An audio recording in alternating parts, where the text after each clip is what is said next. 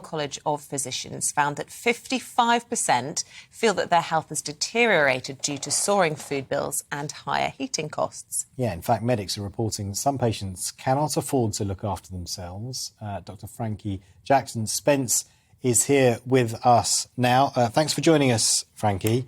First of all, we're talking about holistic, all-round health here, physical health and mental health. Absolutely. Right? Yeah, I think, where to start with this. The cost of living crisis can affect a person's mental and physical health in so many ways.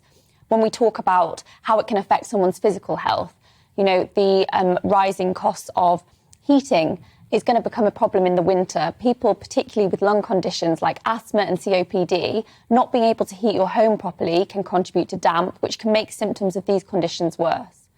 Rising food bills is going to be a big one. Diet does play a big role in our wider health, and I think people will cut costs on food shopping to be able to pay for things like their utility bills. And on that, I just wanted to talk about it because, we're not going to suddenly see a nation, we think of sort of famine pictures and people with bones protruding. I mean, people are going to be foregoing food, but they'll be substituting it with cheap stuff that fills them up. And we'll actually probably see an increase in obesity, would you predict, and the associated health risks, so whether that's heart disease or cancer?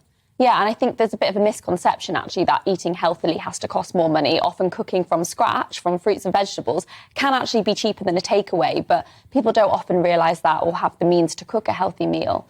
And I think another important fact is also the rising travel costs.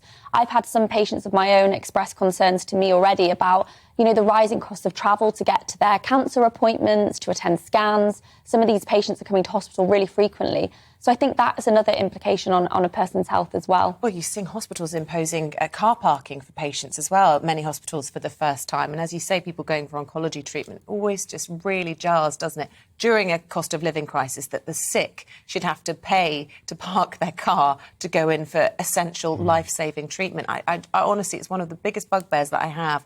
And I really don't understand why people should have to pay for that. Yeah, and what do you make about the government delaying its ban on advertising junk food and on the buy one get one frees for a year? They've come in for a lot of criticism on that. Do you think that is legitimate? I think it's really important that we promote healthy eating behaviours. I actually think that strategies would be better to promote healthy behaviours rather than kind of putting a negative spin on poor eating behaviours. So I actually think the emphasis should be on teaching people and educating people why good nutrition is important and how you do that, rather than making it more expensive to eat unhealthily. And on